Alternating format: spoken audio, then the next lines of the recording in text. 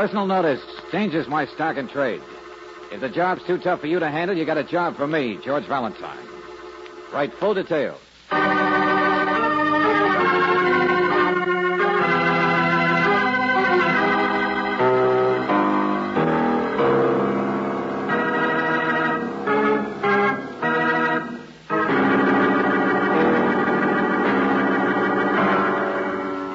Standard Oil Company of California, on behalf of independent Chevron gas stations and standard stations throughout the West, invites you to Let George Do It.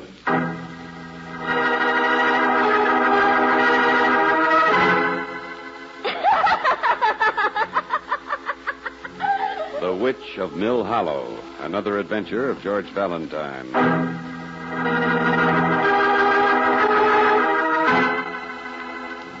My dear Mr. Valentine, my name is Silas Orrick, and from my experience as editor of a small-town weekly newspaper, I know that I'll have to say but a few words in order to attract your attention. Let me only preface my statement with the remark that Mill Hollow is just an ordinary town with an ordinary number of secrets and the ordinary amount of gossip.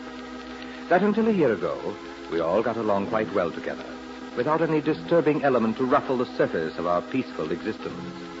Further, that this is the year 1950, and what happened seems almost impossible. What happened it did. And yet now, as of this morning, our town is once more peaceful. The disturbing element is no more. And why? Because, Mr. Valentine, last night there was a fire.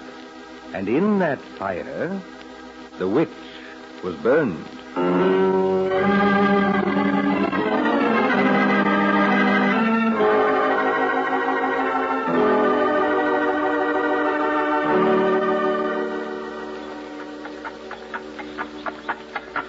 Oh, now, wait a minute, Mr. Valentine. There ain't no such thing as witches. You know that. I don't care what Cy Orrick wrote you. He's sort of a windbag anyway. But we wanted your opinion, Mr. Stearns. He ought to be back in his office over there pretty soon. I'm a busy man today, Miss Brooks. A couple of real estate deals. Mr. Stearns, we can catch Orrick later, all right. But the cleaning woman at his place, Olga, says you're the man who can tell us the facts in a hurry. Says here in Mill Hollow you're the head of the fire department. Well, all right. Come on in. Fire department. In addition to my other duties, I am. Proud of it. Sort of a volunteer basis. But we got 3 boys on regular and 2 trucks. And there was a fire last night, huh? Sit down. We even got prizes for competition with the other small-town departments. I keep them on their toes, let me tell you. But last night, wasn't there a fire? Mr. Valentine, let's get this absolutely straight. Yes, there was a fire. The old mill itself went up. Oh, it's nothing but a ramshackle landmark down by the creek back of Widow Lawrence's property. Good for nothing but spooners and cobwebs. Condemned it myself as a hazard 5 years ago. It went up around midnight like a 4-alarmer in Hades. See the flames 10 miles. Well, when it was over, one of the boys spotted, what used to be a woman. Was that the witch? Miss Abby, that's her name. A couple of kids said they seen her out late. Seen her sneaking up to this place, the mill. You mean she was alone out there? Of course, and I'm telling you from there. And the fact that I can't find a trace of intent in the fire itself, incendiarism to you, that nobody in the proper sense of it got burned. That is, by anybody else. Miss Abby just got herself trapped in an accident. Unless she set fire to the place itself. But I just told you that... Oh, I don't know. The witch is burned, period. That's what everybody says. What was she doing out there anyway at that time of night? Well, how should I know why a witch does it? Yes, you were the one who said there aren't any such things as witches. Well, she wasn't one, the way I remember her. I never had any trouble with Miss Abby. How is it you do remember her, Mr. Stearns? Doc Ransom. I suppose he could give you a better idea what made people hate her. Kids be afraid of her. Made her be so ugly, the way she peered at you, shook her umbrella. Oh, little Miss Abby. And she's dead now. Out there at the mill to put a spell on the place. That's what the kids think. Oh, go on. Tell me about her. What is it you remember? Well, she was the piano teacher. Yes, piano teacher. That's the main thing. Just as nice to everybody. Never spoke a hard word. Not a whisper of gossip crossed her lips. Not for 20, 25 years, maybe. Regular institution, just like choir practice or the town elm trees.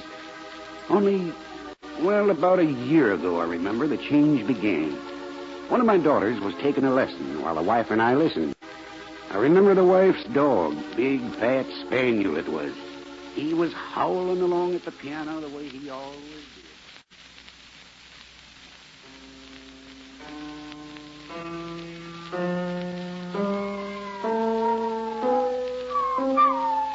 One, two, three. Some under faster, some under faster. And start again. 1, 2, 3. Keep your wrists out. That's better. 4, 5, 6, 7, He doesn't 8. bother you, does he, Miss Abby? The dog doing that, I mean. Dog? No. My lands, no. Wrist.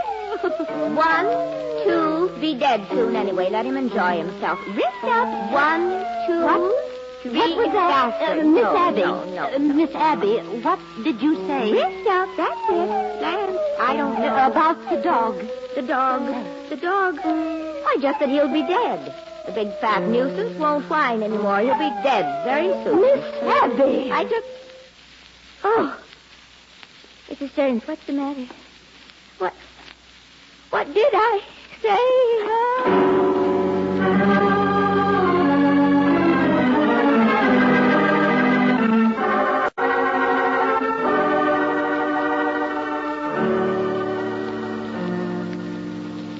She fainted right there on the piano. I remember she came to and said it was just the heat. Nobody mentioned the dog again, of course. Oh, now look, Doc Ransom, he can tell you more than I can. I don't know how a reputation gets started. I'd warned my wife myself about that spaniel. Feeding it so much and he was so old and wheezy. It was a nuisance, too. Only, well, I'll tell you this. Next morning, the dog died.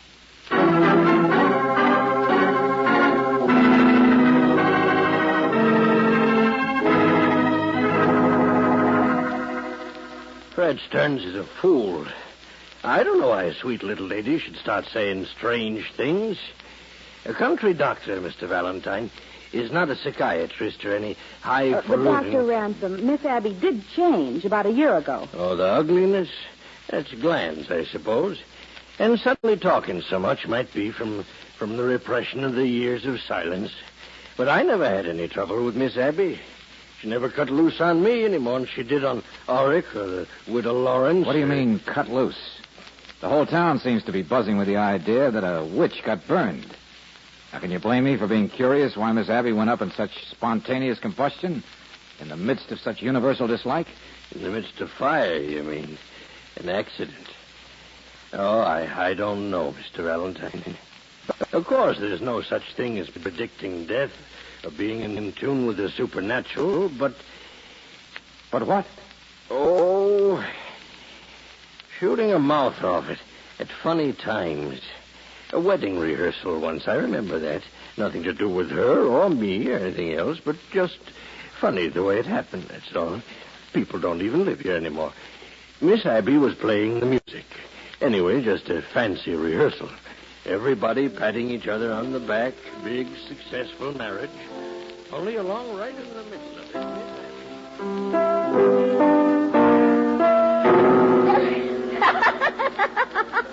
No, my land, what am I playing this for? Does anybody have any idea? Why play for rehearsal of a wedding that's never going to happen? Doesn't anybody else know there's not going to be a wedding? Doesn't anybody else know there just isn't going to be any wedding tomorrow? Because there isn't, you know. There isn't. There just doesn't.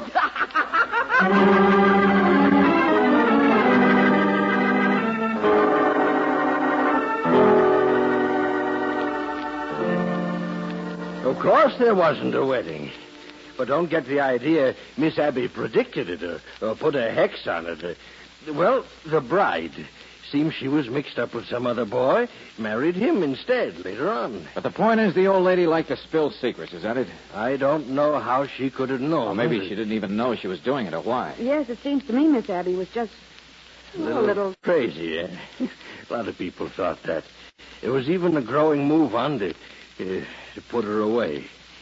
Everybody had always been so fond of her before, but I tell you, I wouldn't have wanted to sign the papers, Mr. Valentine.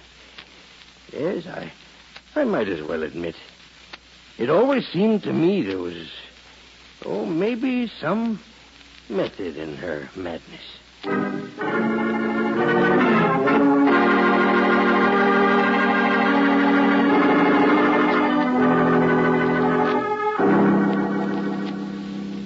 She was mean. That's what she was, mean and spiteful. She threw rocks at the kid. Only when they called her names. Go on with your cleaning, Olga. She would have got around to you sooner or later, Mr. Ulrich. Mr. Valentine didn't come here to listen to gossip and superstition. Maybe I did, Ulrich. Olga here has been more help than you have, Mr. Ulrich. I can see how you spent your time waiting for me. Your ears getting bigger and bigger. Quite a story, isn't it? But I had my reasons for asking you. Yeah, well, let's hear him fast, because me, I'm going to ask what the police have to say. That's where I've been. Where there is smoke, there is fire. Is scarcely the appropriate expression. What did the cops tell you, Mr. Ulrich? They knew she was a witch. I'm sorry, but if you don't mind, I prefer a little privacy today. Thanks. There. The police said nothing. They're investigating. Uh-huh. And do you think they should investigate? Well, Miss Abby got so she almost couldn't keep her mouth closed. Every secret she'd ever heard. Every little thing the town was unwilling to face. Of course, from my standpoint, it made a good news source for the paper. Her shoutings and... Naturally, she never attacked you, did she, Mr. Ulrich? What? Oh, nothing. Just that everyone we talk to seems to be an exception. Oh. Well, it wasn't only the people she'd offended, or the ones she began to pry about, spy upon. And it wasn't just the ignorant reaction like Olga there, like the unkind children who told stories. No, even the nicer people began to lose patience. I was present one night at the school board meeting when we'd found it necessary to explain to Miss Abby that her services as teacher of our little music appreciation class were no longer desired. It was really quite... Sakes, you explain it to her, can't you, Doc? No. No, leave me out of it, Fred. My lands, I don't see why you want to discharge me. I certainly don't drink like the chemistry teacher does every night, or give poker parties like that man. Now, Miss Abby, never mind. Is it because I can't stop talking? Is that it? For 20 years, I've never said a word. I've never raised my voice. But the things I've seen and the things I know inside me about people, yes, every one of you. Whether I'm a witch or not, you'll never know. But I'll get you. Yes, I will. And you'll see whether I can be got rid of. Laughed at, pointed to. I'll get you, Dr. Ransom, and you, Fred Stearns, and you, Widow Lawrence, and even you, Cy Ulrich, with your sweet little newspaper. All of you who are afraid of me, every one!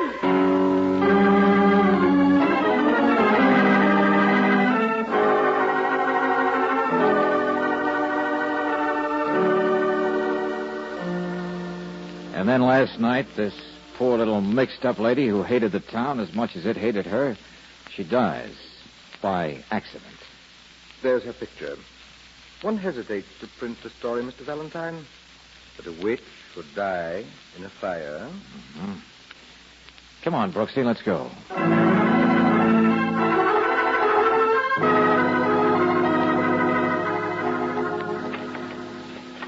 George, here's another place. Sure. Charred at the base of the wall, just like the other one. A woman could get trapped in a place like this very easily. None of these burn spots tell the story. Besides, what was she doing out here at the mill? Hey, look, there's another one, see? Oh, by the door foundation. Blacker than the rest, isn't it? Yeah. 3 places burned worse than the rest. You know what that means, don't you? Well, most accidental fires only start in one place. Brooksy, it wasn't an accident. I'd be willing to bet on that. Miss Abby was hated and feared by the whole town. And last night she was in here and somebody set fire to... Last night somebody murdered her. What? Oh, hello, Mr. Valentine. I'm Dudley, the sheriff's office. Oh. I didn't know you were out here. Yes, I already got us nosing around. I didn't notice those burn spots, but... Oh, here. Dug this out of the floor. It's a bullet. Mm-hmm. Fired from a .38 revolver, I'd say. I dug it out of the floor right here. Yeah, about the same place where what was left of the witch was found. So maybe somebody shot her and then set fire to the building to destroy the evidence. Enough people around here hated Miss Abby, I guess. Yeah, the wicked little lady who dug into their secrets, then shouted what she knew, even about the nice people, like Ulrich and Stearns and Ransom and... Say, Mr. Dudley, I've kept hearing about the name Widow Lawrence. That's so? In what connection? Well, never mind. Who is she? The exact opposite of Miss Abby, I'd say. Keeps to herself pretty much, straight-laced. Would never talk about other people.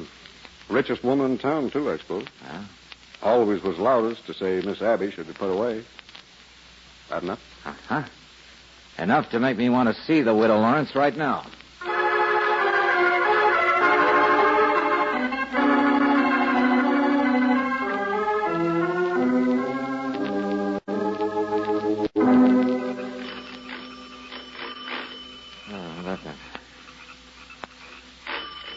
She doesn't answer, George, but her door is partly open. Small town hospitality. Mrs. Lawrence? Mrs. Lawrence? Stepped out for a minute. Yeah. George, why do so many people speak of Miss Abby as a witch even after she let herself die? I mean, if you're going to talk about the supernatural, witches aren't supposed to... Hey, George. Yeah. Mrs. Lawrence? Are you home, Mrs. Lawrence? In here, I think, George. Look out! Get out of my way! Huh? My land is no place a woman can... Don't touch me! Don't touch me!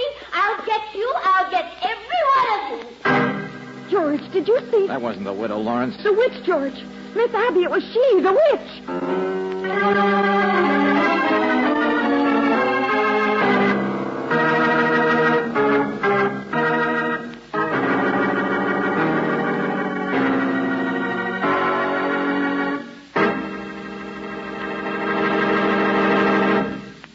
Return to tonight's adventure of George Valentine in just a moment. Maybe sometime this month or next you'll find yourself motoring through scenic mountain country. It may be pleasant, even cool for you. But don't forget, that kind of driving is tough on your car's engine. Those long, winding miles of steep grades mean sizzling engine temperatures, a serious threat to upper cylinder walls. Ordinary oils run away from heat like that, but not RPM motor oil. And car owners who live in the mountains will tell you more people prefer RPM than any other brand. In fact, this is the motor oil that's first choice where driving's toughest. For RPM is compounded to cling to hot metal, give you the finest engine insurance you can buy. Tomorrow, start using RPM motor oil in your car. Ask for it at independent Chevron gas stations and at standard stations where they say and mean we take better care of your car.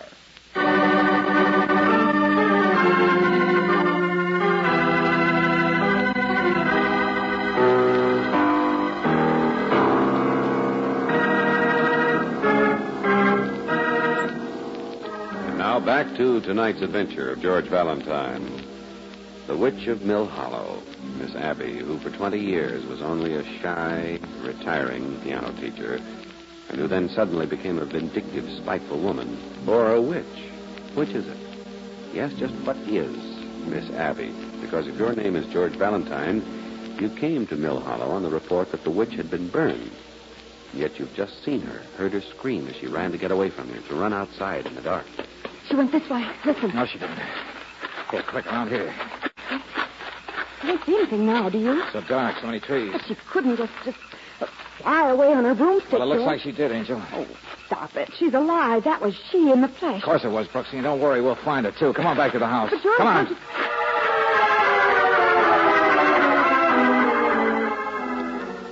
Hey, see what I mean? She'd been rifling the place, going through the desk, frantic, stuff spilled all over. But this is the Widow Lawrence's house. Yeah, only what was the witch looking for here? More important, George, where's the Widow Lawrence?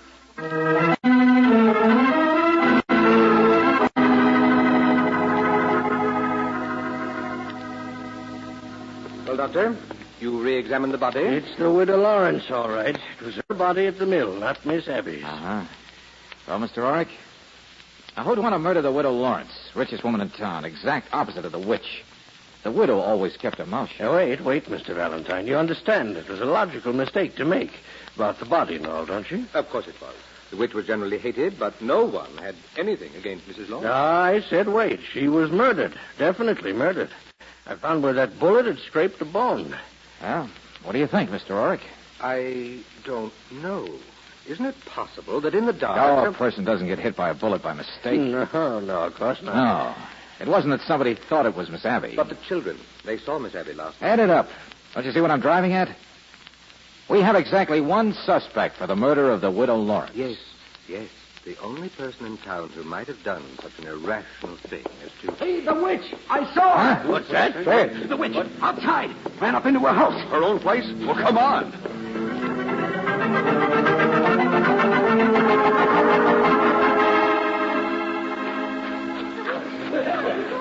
Get away from here! Get away! There she is on the balcony. Third floor. Get away from that door, or I'll jump! George. Now, take it easy, Miss Abby. Take it easy. Nobody's going to hurt you. Hello, Stearns. I saw her. It was just a second ago. She came up the dark street, tried to duck in there without being spotted. Yeah. He's been running since yesterday, been hiding. My fault. Should have had her locked up long ago. Get Dudley! Get away from that front door, or you'll never get me! Yes, why would she hide Mr. Valentine? Ulrich, stop it. But look at her. She must be the one. She hated Mrs. Lawrence. The widow was trying to get her sent out of town. I said stop it. No, it's not true. You know it's not, Miss Ulrich. Abby, I'm warning you. Take it easy, Dudley. Doctor, it's got to be she killed her. It's not. No, She cut it out, couldn't cut it have. out, both of you. Mr. Valentine. Hey, now, Brooksy, get over there. Tell Dudley to calm her down. Do anything, but calm her down. Valentine, please, listen. All right, Doc. Let's have it fast. Your conscience has been bothering you all day. Now, what is it? The widow Lawrence, about people hating. Come on, hurry it up, hurry it up. Well, I never collected a bill from the widow. I did her favors. I loaned her money. The richest woman in town, huh? That's what I mean. She never told anything. She was closed-mouthed, never gossiped. What did she have on you, Buster? What were you hiding? Oh, nothing much. Just about some gambling when I was younger. But do you see, if people knew my Never mind, you practice... said enough, friend. Okay, Dudley, let me try. But she just stands there staring. Sure, Miss Abby's out of her mind now, all right. Valentine, wait. Huh? Look, don't you see it? That's why she came back here. That's why she won't let anybody near. That's smoke. Smoke. Oh, hey, Call for the engine. I'll get her myself. George. She set fire to her own house. Oh, George, she'll No, jump. she won't, Angel. We got to take a chance. We're the ones who are going to get the witch.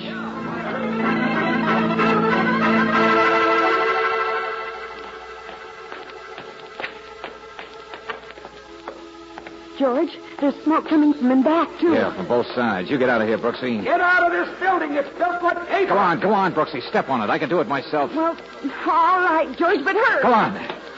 Hey, Stearns, wait. Where are you? Stearns!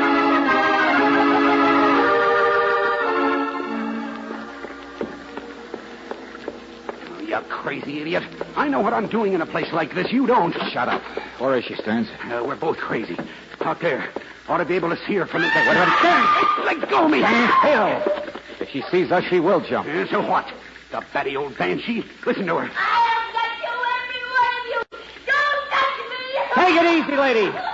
I wouldn't come near you for sour apples. Hey, Valentine, look at that. There's even the gun over there. On her table, see it? Yeah. Come on, we're being suckers. I know what I'm talking about. Sure, you're the expert. I know, fire chief. The guy who couldn't spot any indication of incendiarism when the mill burned. Not a trace of it, you said. Valentine. And I'm a rank amateur, and I found it.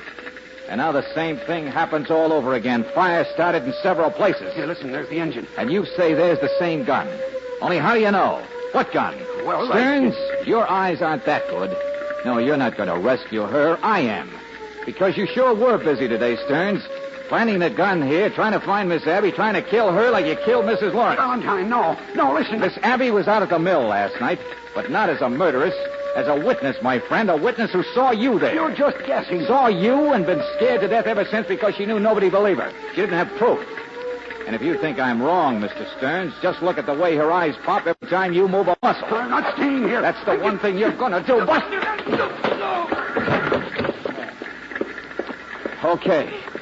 Okay, Miss Abby. Did you hear all that? Now, look, I'm a stranger, Miss Abby. I won't hurt you. No, don't touch me. I was... Witches, oh... Hey, yep. Okay, lady. And we'll just let somebody else rescue the fire chief.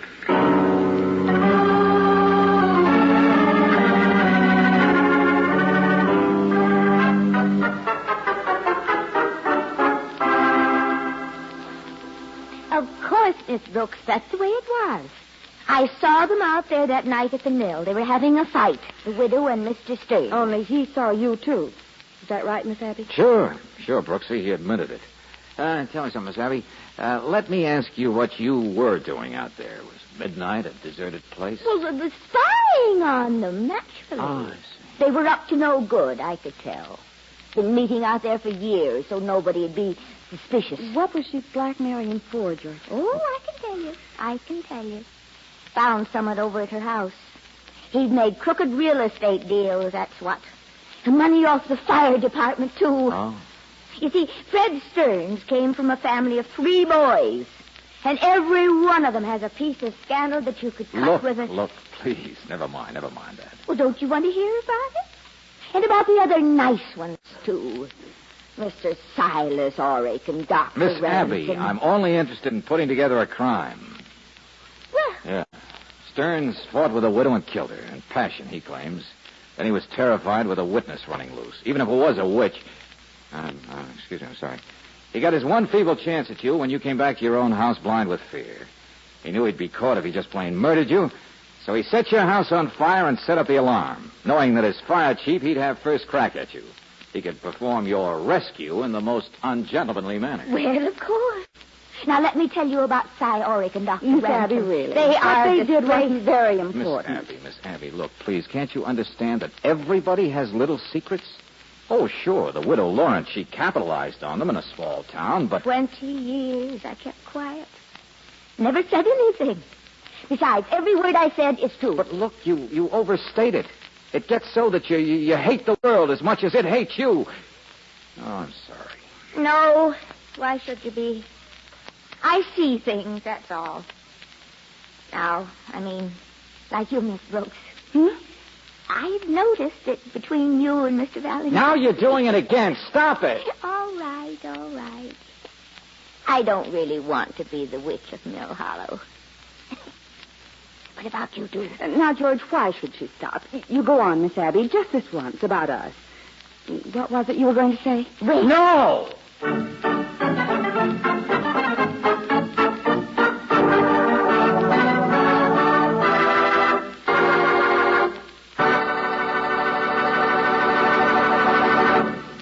Before you start out on your vacation motoring trip, you can read all kinds of books and literature about the places you'll visit. But for helpful, up-to-date information as you travel, depend on the men who know the locality, the men at standard stations and independent Chevron gas stations. You may want to know whether there's a hardware store, a druggist, or what sightseeing trips you should take in some areas. At all these service stations, you'll get friendly, courteous answers fast. And here, for your convenience, you're always sure of finding restrooms that are clean and tidy. For these restrooms are inspected often, re-cleaned, and well supplied with soap and towels.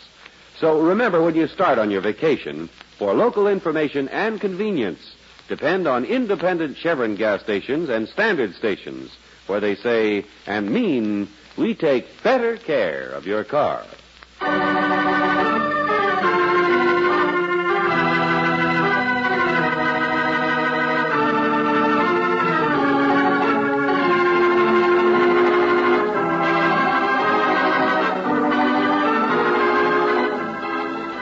Tonight's adventure of George Valentine has been brought to you by Standard Oil Company of California on behalf of independent Chevron gas stations and standard stations throughout the West. Robert Bailey is starred as George with Virginia Gregg as Brooksy.